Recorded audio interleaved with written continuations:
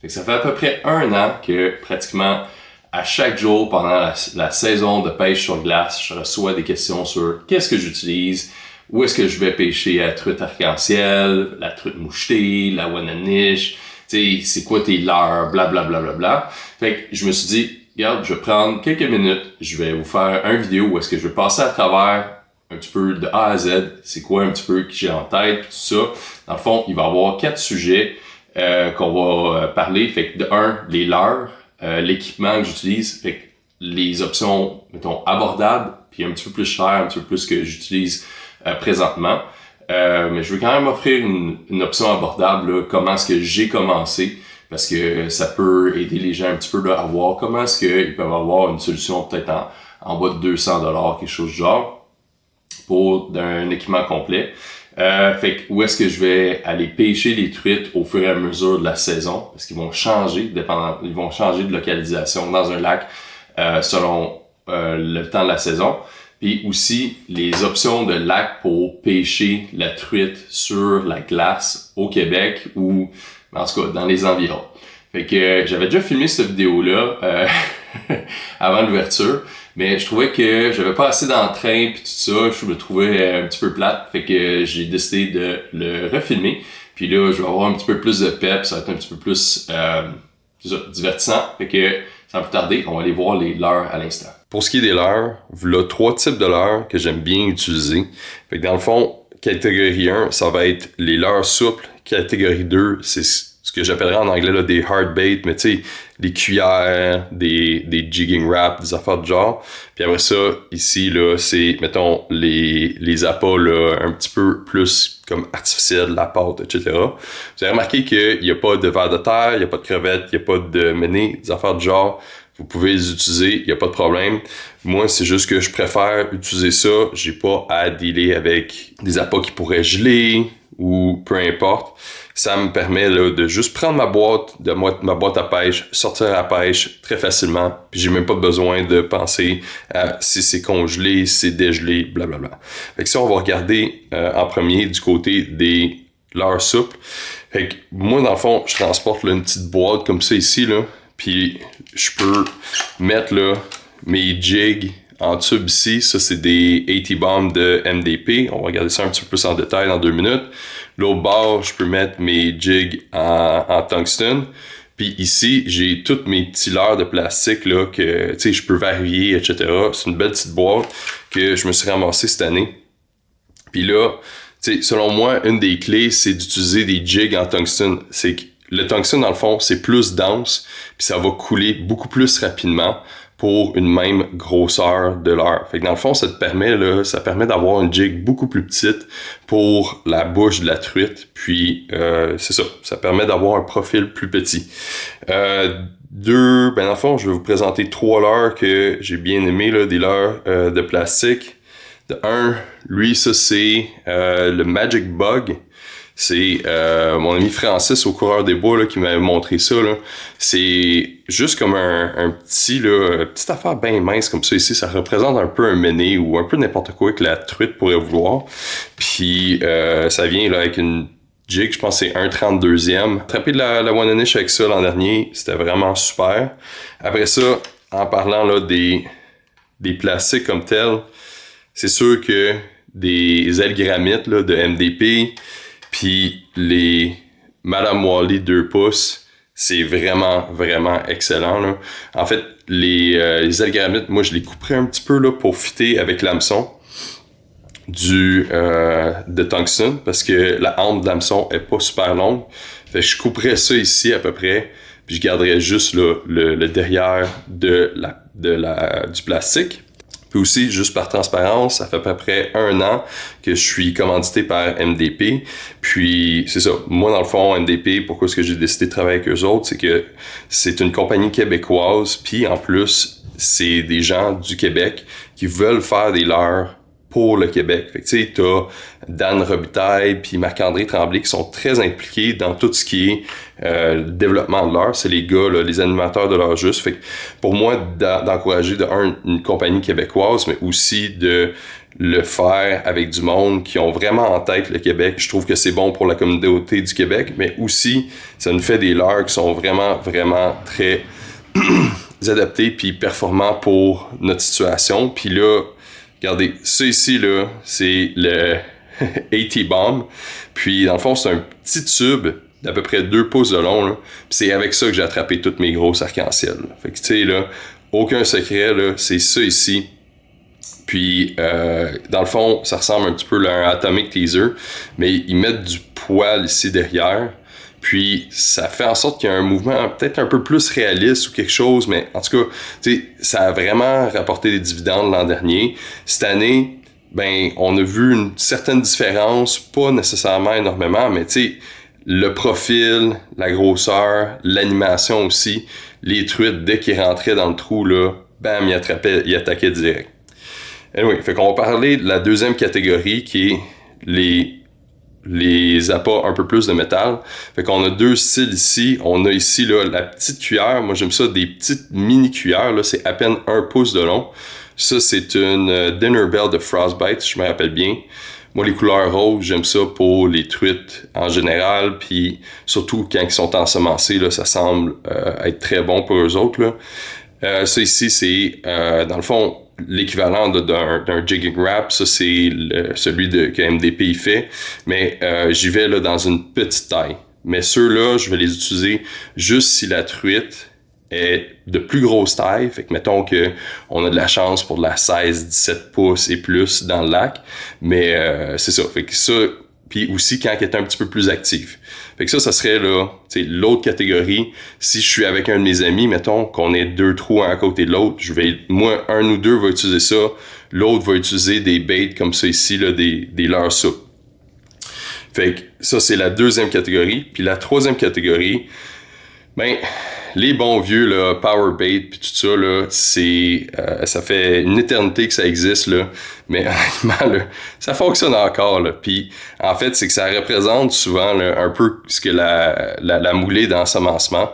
Fait que dans le fond, pas la moulée d'ensemencement, mais la moulée qu'ils utilisent dans les piscicultures. Fait que dans le fond, ce que la truite est habituée à manger quand elle a grandi. Puis simplement, là, prendre une jig de tungstène, puis l'enterrer dans la pâte pour faire une boboule. Puis moi, je veux pas jiguer avec ça, mais je vais l'installer sur mes lignes statiques, comme mes jawjackers ou mes sentinelles, là, mes petits trébuchets. Là. Fait que c'est ça. Fait que c'est à peu près ça là, pour tout ce qui est le bait que j'utilise principalement quand je vais pêcher pour la truite. Fait que là, on va regarder l'équipement là, spécifique pour viser la truite. En passant, je vais mettre plusieurs liens là, dans la description vers les différents là, équipements puis produits puis tout ça que j'utilise. Comme ça va vous aider là, à facilement les trouver. Puis c'est ça. Fait que là, question équipement, selon moi, le plus important. Puis on va discuter un petit peu pourquoi là. C'est une petite canne à jiguer. Là. Puis ça, en fait, c'est la première canne à jiguer que j'ai achetée. Là. C'est une petite canne là, de Berkeley. Ben simple, là. Ils disent medium, mais elle feel plus comme une medium light avec, tu sais, c'est du petit 6 livres dessus, puis honnêtement, là, jusqu'à l'hiver dernier, c'est ça que j'utilisais dans comme 90% de mes pêches, puis j'ai attrapé de l'arc-en-ciel avec ça, j'ai attrapé de la grosse mouchetée puis tout, puis honnêtement, là, pour avoir du plaisir, là, ça, c'est une canne qu'on tient dans la main, c'est tellement sous-estimé dans la pêche sur la glace. Puis, fait que c'est ça. Moi, j'ai commencé avec ça. Fait que, si vous voulez débuter, honnêtement, moi, c'est le premier équipement que j'utilisais. Puis, pourquoi une canne à l'opposé d'un tip-up là, comme ça ici, ou d'un petit vide-broquin, ou je sais pas trop comment t'appelles ça, là, mais une brimballe, en fait.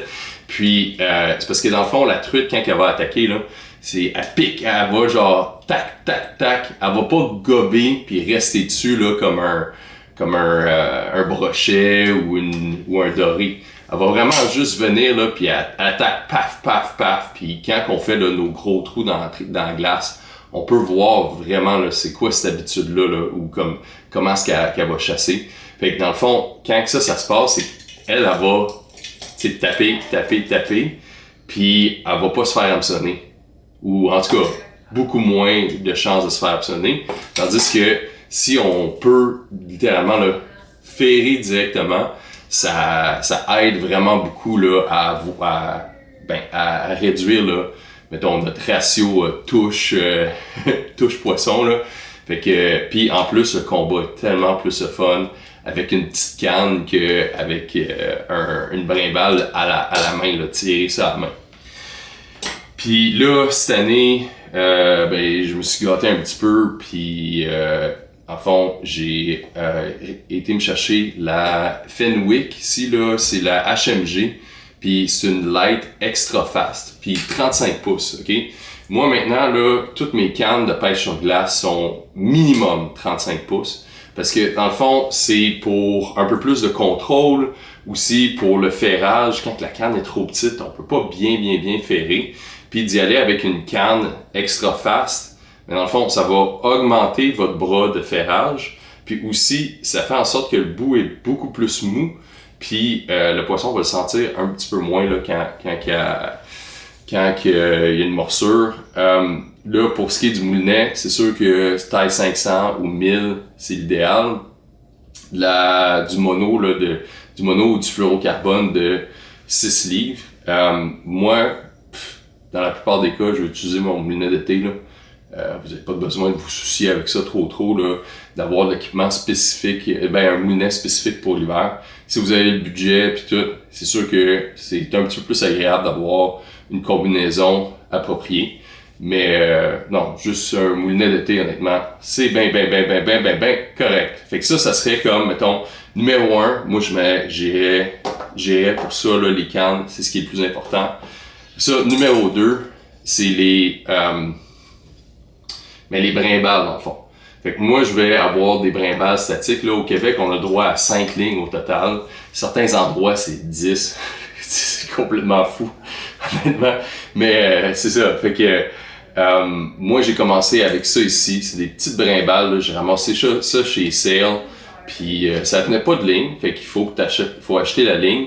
Puis il faut faire son petit montage au bout. Puis assez simplement, là, j'ai mis une petite clip ici. Puis j'ai mis, ça c'est du 10 livres, si je me rappelle bien, en fluorocarbone. Mais vous pouvez y aller avec du 6 livres pour que ce soit un petit peu plus subtil. Puis au bout, je mets un hameçon numéro 4 ou numéro 6. C'est là-dessus que je vais mettre là, mon power bait. Je rajoute un tout petit plomb. Puis ça, ce petit plomb-là, ça aide juste à descendre. Mais en fait, si vous mettez, mettons, une jig de tungsten au bout, vous n'avez pas besoin de ce plomb-là. Le problème avec ça, comme j'ai dit, c'est que la truite va mordre, pique. Elle va enlever votre appât sans se faire hameçonner dans la plupart des cas. Fait que c'est pour ça que moi maintenant, qui est une option plus dispendieuse, comme je disais, c'est j'utilise des jaw jackers comme ceci. Fait que dans le fond, c'est un mécanisme où je vais loader ma canne, puis quand le poisson va mordre, ben là, ça va actionner ma canne, puis ça va ferrer le poisson. Je mets une petite cloche dessus pour que ça m'avertisse à distance que j'ai pas besoin de le voir. Fait que même si je regarde ailleurs, j'entends là, les cloches sonner. Puis la canne que j'ai là-dessus, là, de base, c'est bien en masse, ça. Fait que, même cette canne-là ici, là, ma première canne, je l'utilise encore sur mes jaw jackers. Celle-là ici, c'est une ugly stick, là, medium, je pense. Ouais, medium. Puis 32 pouces. Fait qu'encore une fois, un petit peu plus longue que les cannes typiques. Puis montée avec du 6 livres. Rien de plus compliqué que ça. Après ça, c'est sûr à 100% que ça va vous prendre une affaire pour faire des trous, là. Fait que moi, j'ai tout le temps encore, là, ma tarière à main, 6 pouces, parce que des fois, je monte en Ontario, je vais faire des affaires je vais pêcher dans les montagnes, puis des affaires de même. Ça fait quelques années que je l'ai pas fait, peut-être que je vais réessayer de le faire prochainement. Mais juste ça, là, c'est léger, ça peut se mettre dans le sac à dos.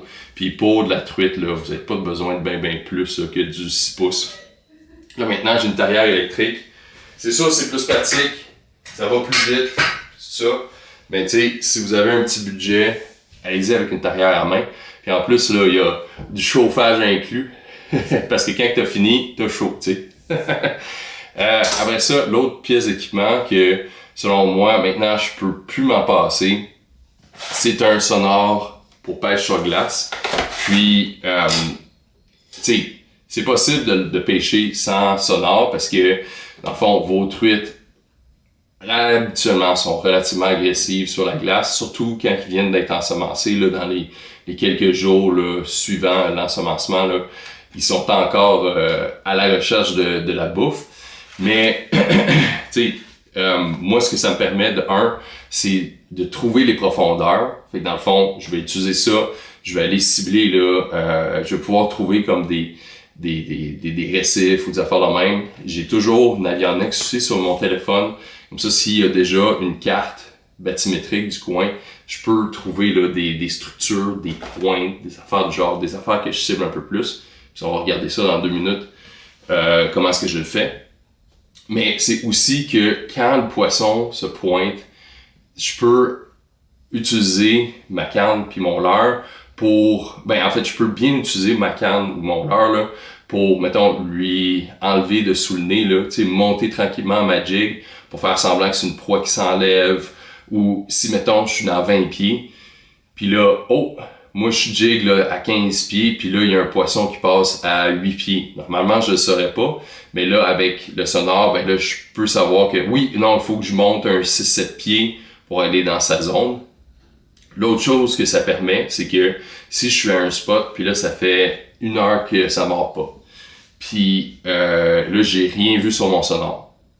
Probablement qu'il n'y a pas de poisson qui utilise ce coin-là. Mais si ça fait 1 heure que ça mord pas, que je jig, puis là, j'ai vu 6 poissons sur mon sonore, ils sont venus voir ma jig, puis ils l'ont pas mordu. Ben, probablement que c'est la jig le problème, puis il faut que je change. Fait que, tu sais, moi, ce que je trouve, c'est que ça me donne beaucoup d'informations, puis en plus, c'est vraiment entertaining de voir un poisson mort dans l'air. Ça, c'est l'équipement que j'utilise, puis là, on va regarder les spots. Les spots où trouver de la truite, selon la saison, ça change un petit peu d'une espèce à l'autre, puis ça va changer aussi selon la saison. Fait que ce que je vais faire, en fait, c'est que je vais allumer mon enregistreur d'écran sur mon téléphone, puis là, j'ai Navionics ouvert, puis j'ai ici, là, je vais vous montrer un lac où est-ce qu'il y a de la truite arc-en-ciel qui est ensemencée. Fait que comment est-ce que j'irais la viser dans ce lac-là, puis je vais parler aussi de comment est-ce que j'irais viser là, ce qui est Wananiche, puis truite mouchetée, là. Ils sont un petit peu différents. Fait que mettons, la truite arc-en-ciel, début de saison, puis un petit peu tout le long de la saison, elle peut être dans très très peu profond. Fait qu'en très début de saison, on peut la prendre, là, tu sais, mettons, là, à la fin décembre, là, quand la pêche elle ouvre, on peut la prendre là, dans 2-3 pieds d'eau, là, aussi peu profond que ça. Fait que dans le fond, si vous voyez ici, là, j'ai allumé là, des petits pointillés dans le peu profond, là, jusqu'à 5 pieds. Moi, je regarderais là, des plateaux, des bords de plateaux avec un certain accès à de l'eau profonde. Comme ça ici, là, j'ai une belle pointe ici. Là. Peut-être dans ce coin-là ici, je pourrais installer des petites lignes là. Où là, vous voyez ici, j'ai une île, comme ça ici. Puis j'ai une pointe rocheuse qui s'étend. Puis il y a de l'eau un peu plus profonde là. J'ai aussi là, du peu profond là. Fait que dans le fond, j'ai une belle variété d'environnement là. Fait que ça ici, là, ça pourrait être un excellent endroit où installer des lignes statiques en début de saison. Puis vraiment, là, mettre ça dans le milieu de la colonne d'eau, là. Ben, le milieu de la colonne d'eau, dans le fond, c'est comme 2-3 pieds en dessous de la glace, là. Mais vous comprenez ce que je veux dire, là. S'installer là. Ensuite, c'est possible aussi que la truite soit un petit peu plus profonde, même en début de saison. Moi, l'autre couleur que j'ai mis, là, c'est du 12 à 20 pieds. Fait que dans des endroits pas trop loin de ces endroits peu profonds-là, ces pointes, ces affaires-là, je vais m'installer aussi une autre ligne là. On va prendre avantage de nos 5 lignes. Fait que je vais installer une autre ligne dans ce coin-là pour pouvoir aller cibler ces poissons-là là, qui vont être un petit peu plus en eau plus profonde.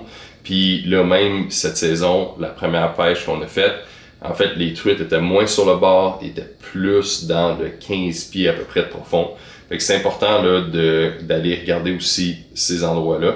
Fait que moi, si je pêchais dans ce coin-là, mettons, je mettrais là une ou deux lignes là. Peut-être que moi, je jiguerais dans ce coin-là, puis je mettrais peut-être une ou deux lignes là. Fait que, ça serait le genre de choses que je ferais. L'autre chose aussi, c'est de regarder pour des entrées de ruisseaux. Il va y avoir un petit peu plus d'oxygène, il va y avoir un petit peu plus de bouffe, etc. Fait que ça peut être un autre endroit. Un autre endroit à ne pas sous-estimer en début de saison, c'est proche des herbiers qu'il y a l'été. Parce qu'il va y avoir des insectes, des affaires de même, là, c'est là où est-ce qu'il va y avoir de la bouffe. Fait que dans le fond, se rapprocher de ces herbiers-là, là, puis y aller là, en périphérie, pas nécessairement dans l'herbier comme tel, mais en périphérie, ça va être des endroits payants aussi. Pour ce qui est du plus tard dans la saison, j'irais un peu plus creux. Fait que je me focuserais plus là, sur ce 12 à 20 pieds-là. C'est là où est-ce que j'installerais un petit peu plus là, mes lignes. Si vous avez peut-être un récif en milieu de lac ou un affaire de même, là, une petite bosse, ça peut être un autre endroit aussi à aller regarder. Pour ce qui est de la mouchetée, moi j'irais effectivement un peu moins creux en général. Fait que tu sais, au lieu d'être du 12 à 20 pieds, j'irais peut-être dans le 8 à 15 pieds.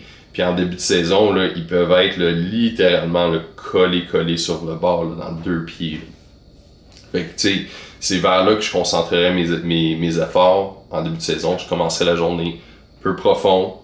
Puis, tu sais, mettons, au lieu d'en mettre 2, j'en mettrais peut-être 3 pour la moucheter dans un affaire du genre. Puis peut-être que je jiguerais là, au bout de là, comme ça ici. Puis, là, encore une fois, plus la saison avance, plus il faut s'éloigner, etc. Dans des endroits plus profonds. Puis, c'est ça. La Wannanish, c'est un poisson qui est pélagique. Fait que dans le fond, qui va se promener, qui va aller plus souvent aller attaquer les bancs d'éperlans, des affaires du genre, qui va se tenir dans des profondeurs plus creux. Fait que moi, j'irais plus dans le 20, 30, 40 pieds là, à peu près, là, qui seraient peut-être mes endroits cibles. Je suis pas un expert de pêche à la Wannanish, je l'ai fait, mais tu sais, ça c'est un petit peu là, ce que moi j'en ai appris. Fait que ça couvre un petit peu les spots. Puis là, on va parler de où est-ce qu'on peut aller pêcher. Là, il y a bien du monde qui m'ont demandé où est-ce que j'attrape mes truites arc-en-ciel. Il y a du monde qui le savent parce que, surprise, surprise, où est-ce que je suis allé pêcher, exactement aux endroits où est-ce que je suis allé pêcher. Il y a pas mal plus de trous maintenant. Puis, du monde m'ont reconnu aussi, puis tout ça. Fait que, de toute façon, écoutez, c'est des lieux publics. C'est chacun sa pêche, puis tout ça. Je trouve ça, la seule chose, c'est que j'apprécierais quand même que vous utilisiez mes vidéos pour trouver vos propres spots, puis trouver des leçons de tout ça pour aider votre pêche et non nécessairement utiliser ça comme indice pour trouver les spots où est-ce que moi je suis. Mais bon, comme je dis, c'est des lieux publics, c'est des terres publiques, puis tout ça. Puis c'est de bonne guerre, puis tout ça. Cet hiver, je vais avoir des sorties aussi dans plusieurs autres lieux organisés, puis on va en parler un petit peu là dans les prochaines minutes. Mais dans le fond, là, je pense que j'ai 6 endroits où est-ce que vous pouvez aller pêcher, 6 types d'endroits. Fait que tu sais, je vais pas vous dire exactement où, mais je vais vous dire comment vous pouvez aller les trouver. Fait que de un, c'est sûr, tout le monde le sait un peu, mais les pourvoiries, moi je pense que c'est un excellent produit si vous voulez avoir une belle pêche, plus facile, un peu plus garantie, puis souvent même avoir là, plus de chance pour des gros poissons. On voit ça à chaque année, du monde qui sort des palettes, des pourvoiries, parce que dans le fond, eux autres, ils veulent que les gens aient un bon temps parce qu'ils ont un incitatif monétaire à ce que les gens reviennent, en parlent, etc. Fait que dans le fond, sur le site de Pourvoirie Québec, je vais vous montrer ici, là, vous pouvez aller dans la section Trouver de pourvoirie. Vous mettez un filtre pour le poisson que vous voulez trouver. Fait que mettons qu'on va parler de truite arc-en-ciel, vous allez dans le filtre truite arc-en-ciel. Je pense même que vous pouvez filtrer pour pêche blanche. Fait que dans le fond, pêche blanche, truite arc-en-ciel, mettons. Puis là, à travers le Québec, vous allez avoir toutes les pourvoiries qui offrent ce service-là. Puis vous allez pouvoir toutes les contacter en même temps, puis leur envoyer un email à tout le monde ils seront pas comme tout en communication ensemble. En tout cas, vous allez pouvoir envoyer une communication à tout le monde puis demander là, exactement c'est quoi le forfait que vous êtes intéressé. Mettons, je veux y aller une fin de semaine en plan américain, puis je veux avoir ma cabane puis mes brimbales de fournis. Vous envoyez ça à tout le monde. Les pourvoiries vont pouvoir vous répondre. Fait que ça, je trouve ça vraiment, vraiment cool comme service que Pourvoirie Québec fait. 2, les CEPAC. Il y a plusieurs CEPAC qui offrent des lacs pour pêcher l'hiver. Il y en a que c'est libre, fait que c'est des truites indigènes. Vous y allez en skidoo, puis vous payez un droit d'accès. Puis il y en a que c'est ensemencé, puis tout ça. Mais sur les sites de chaque CEPAC, c'est super facile aller sur le site de la réserve faunique comme tel. Vous regardez pour, dans le fond, pêche blanche, puis vous allez avoir toutes les informations, date d'ouverture, quels lacs sont ouverts, etc. 3e, les EC. Ça aussi, c'en est un autre que vous pouvez aller regarder directement sur le site du réseau des EC, trouver quel ZEC a les espèces que vous voulez viser. Après ça, ça va vous diriger vers le site web de la ZEC comme tel. Puis, vous allez pouvoir regarder sur le site de cette ZEC-là s'il y a de la pêche blanche à la truite qui est offerte. Tu sais, c'est une solution, les CEPAC, puis le réseau des CEPAC, le réseau des ZEC, c'est des solutions un peu moins chères. Puis souvent même, ils vont pelleter là, jusqu'au lac comme tel. Fait que, tu sais, si vous voulez juste payer une petite vingtaine de dollars, puis avoir, tu sais, un certain taux de succès ou aller dans un endroit qui est ensemencé, ça peut être une belle option. 4e, les associations locales. Fait que dans le fond, il y a plusieurs associations locales qui vont ensemencer des lacs. Puis ça, c'est ce que je trouve drôle, c'est qu'il y a du monde de l'Estrie qui se déplaçait jusqu'en Outaouais pour aller à mon lac. Puis tu sais, au lac où est-ce que je vais. Puis tu sais, j'ai fait une petite recherche, puis il y a comme 8-9 associations autour du même Magog qui ensemencent des lacs avec la truite arc-en-ciel, la truite brune, etc. Ben, tu sais, vous pouvez simplement aller sur Google, faire ensemencement, puis vous mettez votre région, puis tout ça. Faites un petit peu de recherche, vous allez pouvoir trouver là, des clubs de pêche, ou pas des clubs de pêche, mais des associations de pêche qui vont ensemencer. Puis, dans le fond, après ça, prenez votre téléphone, contactez-les. Ils ont souvent une petite carte de membre, là, c'est un 20, 30, 40 $. Honnêtement, c'est pas cher par rapport à tout ce qu'on dépense pour l'équipement. Puis, ça peut être une belle option là, pour toute la famille. Souvent même, ils vont organiser des événements juste après l'ensemencement. Vous savez quelle date ils vont ensemencer. Vous pouvez y aller après, puis avoir honnêtement là, des pêches là, miraculeuses tout de suite après. Fait que moi je pense même là, dans l'Outaouais, le CEVL, la CPTA, mais dans le Bromont aussi, il y en avait une couple, là, comme j'ai dit en Estrie, là, il y a un paquet. Là. En tout cas, fait que 5e option, l'Ontario. Dans le fond, moi j'habite en Outaouais, région Gatineau, là, fait que dans le fond, moi c'est pas loin là, de regarder d'aller en Ontario, même du monde en Abitibi. Puis l'Ontario, ils ont un gros programme d'ensemencement public. Puis il y a beaucoup d'informations qui peuvent être trouvées en ligne sur où est-ce qu'il y a des lacs ensemencés. Puis c'est assez facile là, d'aller de ce côté-là, puis d'aller trouver là, ok, bon ben tel lac, ils en ont mis, je sais pas moi, 2-3 000 par année, etc. Fait que dans le fond, c'est ça. Faites juste un petit peu de recherche, vous allez pouvoir trouver ça assez facilement. Puis moi ce que je trouve, mais là, ce qu'il faut que vous fassiez, par exemple, c'est quand vous allez en Ontario, il faut que vous regardiez vos règlements parce qu'ils sont complètement différents du Québec. Mais ça peut être une excellente option encore une fois parce que ils font ils ont un gros programme d'ensemencement que je trouve qui serait vraiment le fun qu'on aille au Québec. Mais en tout cas, il reste du travail à faire de ce côté-là.